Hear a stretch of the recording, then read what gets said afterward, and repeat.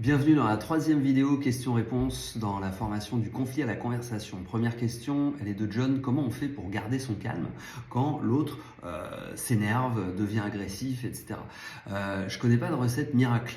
J'ai donné toutes les méthodes que je connais et que je pratique, moi-même étant assez du genre à partir au quart de tour, dans la partie apprivoiser son animal intérieur. Donc ça commence par exercer sa capacité d'être attentif à ce qu'on choisit d'être attentif et pas se faire kidnapper son attention avec des exercices de pleine conscience. Ensuite, c'est réguler souvent son système nerveux avec la cohérence cardiaque, donc maîtriser, réguler sa respiration. Ensuite, il y a le côté écrire son journal de bord pour prendre un peu du recul sur les situations qu'on vit et pouvoir se rendre compte facilement qu'on revit des boucles qui sont toxiques, qui deviennent néfastes ou qu'on est pris dans un cercle vicieux. Quand on écrit les choses, c'est très facile de le repérer, beaucoup plus que quand on essaye de s'en souvenir, parce que notre mémoire nous joue des tours. Elle essaie de nous faire croire qu'elle est exacte et qu'elle est fiable. On y croit vraiment, mais la science nous a démontré que c'est totalement faux. Notre mémoire est complètement inexacte et très très peu fiable. Donc l'écrit, ça par contre, c'est fiable parce que ça bouge pas. Et enfin, la dernière technique, c'est de dire stop, et quitte à s'éloigner physiquement de la personne quand on n'en peut plus. C'est humain, on a des limites, hein, et il faut savoir les respecter, se respecter soi. Ça commence par respecter ses propres limites. C'est pas toujours évident, mais c'est vraiment par la combinaison de ces quatre pratiques qu'on arrive à ne plus réagir quand l'autre pousse le bouchon un peu trop loin. Question 2, comment ne pas s'épuiser quand la discussion tourne systématiquement au conflit, que l'autre personne devient régulièrement agressive? Comment ne pas s'épuiser? Si tu es au stade où tu te poses cette question, c'est que tu n'es clairement pas dans le bon mode d'emploi de la relation. À ce moment-là, c'est une situation de crise. Si tu es en risque d'épuisement, c'est un peu comme en situation pro. Si tu commences à présenter des signes de burn-out, c'est le moment d'appuyer sur stop, de faire un arrêt maladie, de te recentrer sur toi, de récupérer ton énergie, parce que tu vas que faire descendre encore plus la pente. Tu peux pas régler un problème si tu n'as pas assez d'énergie pour le régler. C'est un peu comme en voiture, si tu veux monter une côte, il faut que tu aies suffisamment de puissance. Si tu n'as pas assez de puissance, ta voiture elle va pas monter la côte. Et pour nous, c'est pareil, on a besoin de cette puissance, de cette énergie vitale, émotionnelle, physique, mentale.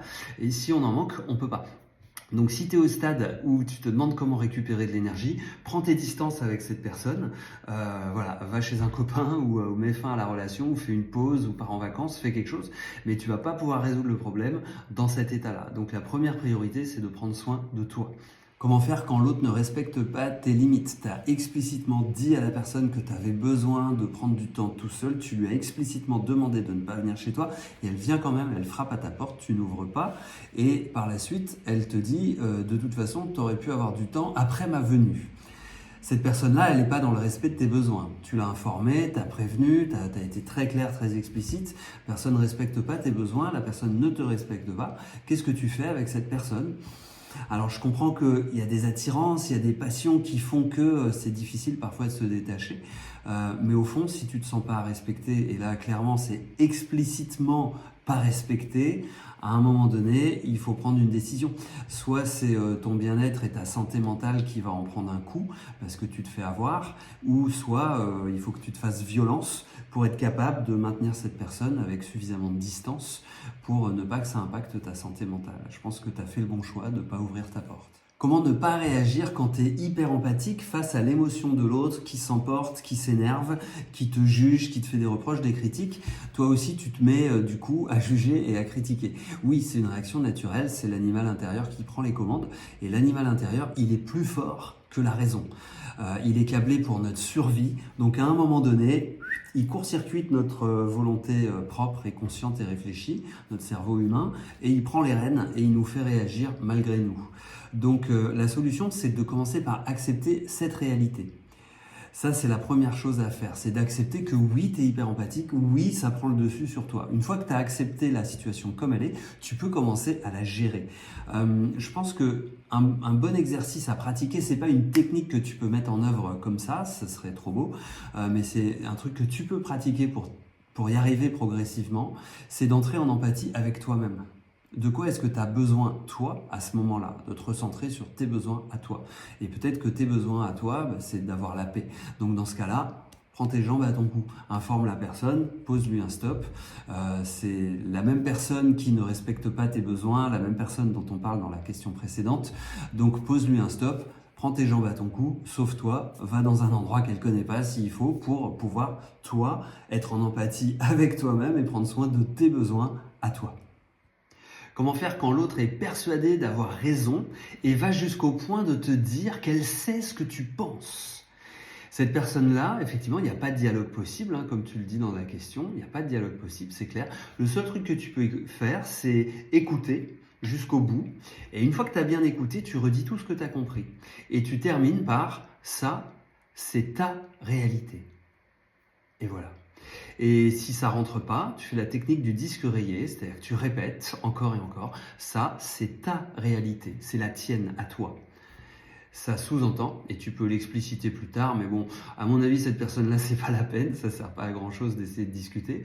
Ça sous-entend que c'est sa réalité, mais c'est pas la réalité universelle de tout le monde, et que on a tous notre propre version de la réalité.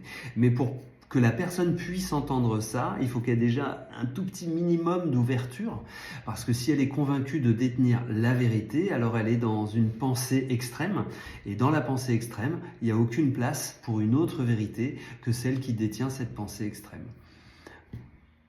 Alors quand tu t'excuses auprès de quelqu'un de l'avoir blessé et que la personne te dit que blessé pas du tout, ça c'est pour les faibles, très bien, c'est son point de vue. La personne, elle veut pas admettre qu'elle a été blessée, ou peut-être même qu'elle ne le ressent pas. Hein. Tu sais, il y a des gens qui ressentent pas les blessures, tellement il y a des armures épaisses, on ressent pas, on a coupé sa sensibilité. Il n'y a pas de problème, dis ok, bah tant mieux, très bien, c'est tout, pas de débat. Comment faire quand tu te montres vulnérable avec quelqu'un, que tu lui parles vraiment de toi, de ce que tu ressens de manière authentique, sincère, profonde et que la personne te méprise? Elle te répond juste ça t'appartient et c'est parce que tu as une faible estime de toi. Eh bien, la première chose à faire, c'est d'identifier que cette personne-là, elle veut clairement pas ton bien. Vous n'êtes pas sur la même longueur d'onde.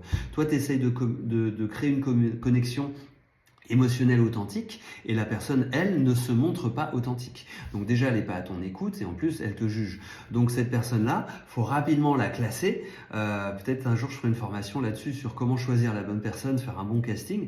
Cette personne-là, faut la classer comme quelqu'un avec qui tu ne peux pas te permettre d'être vulnérable parce que ça va se retourner contre toi. On n'est pas dans un monde de bisounours. C'est pas 100% des gens, très loin de là, qui veulent ton bien. La grande majorité des gens, ils veulent leur bien à eux et ceux des autres, ils s'en tapent, c'est pas leur problème. Donc faut vite identifier les gens avec qui il faut pas se montrer vulnérable, au contraire il faut rester en protection. C'est encore plus vrai dans le monde professionnel, mais ça peut arriver dans les relations amoureuses et dans ce cas-là ça vaut vraiment le coup de se poser la question, est-ce que j'ai choisi quelqu'un qui est bon pour moi ? Comment faire si l'autre provoque régulièrement des conflits, vient te confronter de manière systématique? Faut accepter que c'est son tempérament, c'est sa manière de communiquer, c'est son style de communication. Ça ne veut pas dire qu'il est bon ni qu'il est efficace, c'est une question de contexte. Si tu es en période de guerre, par exemple, il vaut mieux être dans la confrontation parce que si l'autre te bombarde en face, ça ne sert à rien d'aller dire « Ah viens, on va faire la paix », tu vas juste te faire exploser. Donc il faut accepter que cette personne-là fonctionne comme ça et il faut te demander si toi, c'est un fonctionnement qui te convient. Je connais des gens à qui ça convient très très bien d'être dans la confrontation systématique, c'est pas un problème pour eux, c'est leur mode de fonctionnement, ils se sentent pas blessés, c'est juste comme ça que ça marche. Donc il faut trouver quelqu'un avec qui on est compatible en termes de style de communication. Si tu es à l'aise avec la confrontation, c'est super, tu es dans ton élément. Si c'est un truc que tu détestes, alors t'es pas du tout au bon endroit avec cette personne-là. Après, reste à voir si elle est capable de se remettre en question, de faire évoluer un peu son style de communication pour être moins confrontante, et c'est à toi aussi de voir si tu peux te remettre en question et de faire évoluer ton style de communication pour devenir un peu plus à l'aise avec la confrontation. Comment faire quand la personne ne voit pas la réalité, refuse de voir la réalité, même quand tu lui démontres la réalité par A plus B? Il y a une première question à te poser, c'est de quelle réalité est-ce que tu parles? Parce que scientifiquement parlant, la réalité, c'est un truc qui n'existe pas, c'est que des probabilités. Donc, il faut bien comprendre que ma réalité, c'est ma réalité. Et c'est pas la même que la tienne, ni que celle du voisin. Donc, la réalité que tu cherches à démontrer, c'est pas une réalité universelle. Notre cerveau est incapable de comprendre ce que c'est que la réalité universelle. C'est juste ta manière de voir les choses. Et déjà, quand tu mets cette nuance-là, c'est beaucoup plus simple parce que tu n'essayes pas d'imposer une réalité universelle à l'autre, tu essayes juste de partager la tienne. Maintenant, si l'autre refuse de partager sa réalité, Ma foi, c'est son choix, peut-être qu'elle se sent pas à l'aise avec toi. Et dans ta question, tu dis, il faut tout recontextualiser, c'est du passé, ne me fige pas dans le temps. Ça sous-entend que tu es en train de lui parler d'elle, alors peut-être de son comportement ou de quelque chose, et ce qu'il faut comprendre, c'est que on évolue en permanence. On n'est pas exactement la même personne aujourd'hui qu'on était hier. Et demain, on sera encore un petit peu différent parce que on n'a pas mangé la même chose, on n'a pas vécu la même chose, on n'est pas dans le même état, on n'a pas les mêmes réactions. Et avec le temps, on évolue. Donc, il y a deux manières de voir ce truc. Ne me fiche pas dans le temps, il faut recontextualiser. Une première manière, c'est peut-être que c'est une tactique de la personne pour éviter d'être confrontée à certains comportements qu'elle a pu avoir. Auquel cas, c'est plutôt manipulateur et c'est pas très cool. La deuxième manière de voir le truc, c'est que peut-être que c'était vrai à un instant T pour cette personne-là, mais que ça la définit pas d'une façon universelle. Je te donne un exemple. Moi, je suis humain comme tout le monde. Ça peut m'arriver de péter un plomb et de me mettre à gueuler et de partir en claquant la porte. C'est pas un truc dont je suis fier, c'est pas un truc que j'aime, mais je suis humain et ça peut m'arriver. Et quand ça m'arrive, faudrait pas me définir par rapport à ça. C'est pas parce que j'ai claqué la porte une fois en un an que je suis tout le temps à claquer les portes. Tu vois, donc faut contextualiser aussi. Donc voilà, c'est les deux manières de voir le truc. Soit c'est de la manipulation de sa part, elle évite d'affronter une réalité, ou soit c'est que tu as mal posé le truc, que tu essayes d'imposer une réalité qui se voudrait universelle mais qui ne l'est pas, et que tu définis toute la personne à partir d'un seul ou de juste quelques-uns de ses comportements. Que faire si la personne en face manque vraiment de maturité? Eh bien, on accepte qu'elle en est là. C'est exactement comme si tu as planté des salades dans ton jardin. Que faire si ta salade, elle est juste haute comme ça? Bah, tu acceptes qu'elle en est là dans son chemin et que peut-être dans 2 semaines, elle sera belle. Donc, c'est pas en tirant dessus qu'elle va pousser plus vite. On a tous nos défauts de maturité dans certains domaines et peut-être qu'on a plus de maturité que les autres dans un autre domaine. C'est contextuel et c'est propre à chacun. On peut pas faire autrement que de l'accepter. Que faire quand l'autre arrive toujours à la même conclusion? Simpliste, c'est à cause de nos peurs. Je suis pas certain qu'elle soit si simpliste que ça, cette conclusion, parce que la peur, c'est un peu une émotion racine qui nous sert à éviter les dangers pour maintenir notre équilibre. Alors, à l'extrême, ça veut dire survivre, mais sans aller jusqu'à l'extrême de survivre, c'est aussi protéger l'image qu'on a de nous-mêmes, protéger notre ego, protéger nos émotions, ne pas trop souffrir, protéger nos valeurs, protéger nos engagements, bref, protéger qui on est, qui on veut être. Et la peur, elle est là pour ça. Elle détecte les dangers, c'est-à-dire les situations où on se sent remis en question par rapport à qui on veut être, qui on croit être. Donc notre image de nous, c'est un peu ce qui nous définit dans notre conscience, pas en tant que personne globale, mais en tant que comment on est conscient de nous. Et dès qu'on se sent attaqué ou remis en question sur notre image de nous, ça demande beaucoup de courage pour dépasser la peur, justement, ou les différentes peurs, qui peuvent nous empêcher de nous remettre en question. Donc je pense que fondamentalement, elle a peut-être pas tort, la personne, en disant c'est à cause de nos peurs. C'est bien à cause de nos peurs que notre cerveau animal se met en route et qu'on devient soit agressif, soit, enfin bref, on a vu les différentes réactions de défense dans la formation. C'est là que ça se met en place, c'est à cause des peurs. Donc fondamentalement, quand on commence à mal communiquer, il y a une question évidemment d'habitude, d'éducation. Peut-être qu'on n'a jamais appris à faire autrement, qu'on n'a jamais vu un autre exemple, auquel cas c'est la peur de sortir de notre zone de confort et aussi le manque de modèles pour savoir comment s'y prendre. Mais quand on n'est pas même dans cette habitude-là, même si on est capable de bien communiquer, quand on commence à rentrer dans nos mécanismes de défense, c'est bien parce qu'il y a des peurs en dessous. Donc la vraie question, c'est quelles sont les peurs et comment trouver le courage de les surmonter. Comment faire quand quelqu'un change d'avis de nombreuses fois? C'est toujours super dur à gérer parce que ça nous oblige à nous aussi à changer de position et c'est très inconfortable. Donc dans l'idéal avec quelqu'un avec qui on peut dialoguer, on en parle, on dit bah voilà, mardi dernier tu m'as dit telle phrase et maintenant tu me dis ça et j'ai l'impression que c'est le contraire, comment on fait? Et on laisse la personne expliquer. Dans le pire des cas, la personne va faire du déni, elle va dire mais non, j'ai jamais dit ça. Auquel cas on sait qu'on n'est pas dans une relation où on peut communiquer de manière saine, en tout cas pas dans cette situation-là, et à nous de l'accepter, de faire de l'empathie pour essayer de faire parler la personne, essayer de comprendre, et voir aussi jusqu'où on peut aller, parce qu'on peut faire de l'empathie jusqu'à un certain point. Il y a un moment où on commence à se perdre soi-même, et il faut savoir mettre des limites et dire stop. Comment minimiser le conflit avec quelqu'un qui réagit de manière épidermique? Donc même toi, tu es apaisé, tu es cool, tout ça, et la personne, le moindre petit truc, elle est à cran et ça la déclenche. Qu'est-ce qui se passe? C'est que c'est son animal intérieur qui prend trop souvent les commandes. Et donc là, en fait, il y a un peu deux cas de figure. C'est dans le premier cas de figure, le meilleur, tu vas pouvoir apaiser cette personne progressivement par ton écoute, ton empathie, et en fixant des limites claires aussi. Mais le deuxième cas de figure, c'est que cette personne, elle tire sur la corde et elle respecte pas tes limites. D'après les questions que tu poses, on dirait que c'est plutôt ce scénario-là. Dans ce cas-là, c'est à toi de mettre des limites avec toi-même. C'est-à-dire qu'est-ce que toi tu acceptes de supporter ou pas. Et on en revient encore à cette fameuse question de qu'est-ce que tu fais dans cette relation avec cette personne, puisque visiblement ça va vraiment pas comme tu veux. Là, je réponds à la question concernant l'altercation avec le papa. Donc en fait, le truc, c'est que nos parents, ils nous ont élevés et c'est souvent avec eux qu'on a eu nos premières blessures affectives. Peut-être qu'on avait 6 mois, on avait envie d'un câlin, mais les parents, ils avaient déjà tout fait, ils nous ont laissé pleurer dans la chambre. Ça peut être tout et n'importe quoi. Mais du moment qu'on l'a ressenti comme une blessure. Et quand plus tard dans la vie, tu ressens une émotion très forte qui monte, comme dans ce que tu racontes dans ce commentaire, le truc, c'est que ça te montre un endroit où tu es déjà blessé et où c'est maintenant le moment de travailler cette blessure.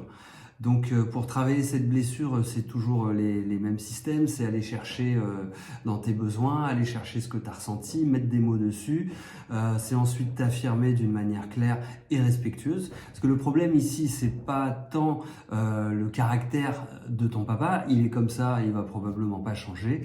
Le problème, c'est que toi, ça te pose problème. Le problème, c'est que toi, ça te met dans des émotions insupportables. Et donc c'est ces émotions-là qu'il faut arriver à gérer pour que tu puisses finir par accepter qu'il est comme ça et que c'est ok, c'est pas grave. Et que s'il préfère bouger la bibliothèque tout seul, ma foi qu'il le fasse, quoi. C'est son choix aussi. Ici, je réponds à la question sur les traumatismes qui ont déclenché une séparation, les traumatismes des histoires d'amour précédentes qui ont déclenché la fin de la relation actuelle. Le truc, c'est que là, tu es face à quelqu'un qui est dans l'évitement. Quand j'évite de m'attacher parce que j'ai peur que ça se passe mal, je suis dans un attachement évitant. Donc je prends mes distances, je maintiens l'autre à distance. C'est une manière de se protéger qu'a eu ta compagne parce que voilà, elle n'a pas envie de revivre la même souffrance qu'elle a connue. Elle n'a pas fini, de toute évidence, de faire le deuil de ce qu'elle a vécu. Et faire le deuil, c'est pas juste un mot, c'est tout un processus par lequel on passe de libération d'émotions et de reconfiguration de nos croyances. C'est ça, faire le deuil. Donc ça peut prendre des semaines, des mois ou des années, ça dépend des cas. Et en général, plus la relation qui demande à faire un deuil a été longue et plus le deuil est long. Souvent aussi les deuils qu'on a à faire par rapport à nos relations passées, c'est des choses qui viennent réveiller des blessures encore plus anciennes, qui viennent de notre enfance. Donc ça peut être encore plus délicat, difficile, long à faire. Ce que ça demande, c'est clairement une thérapie.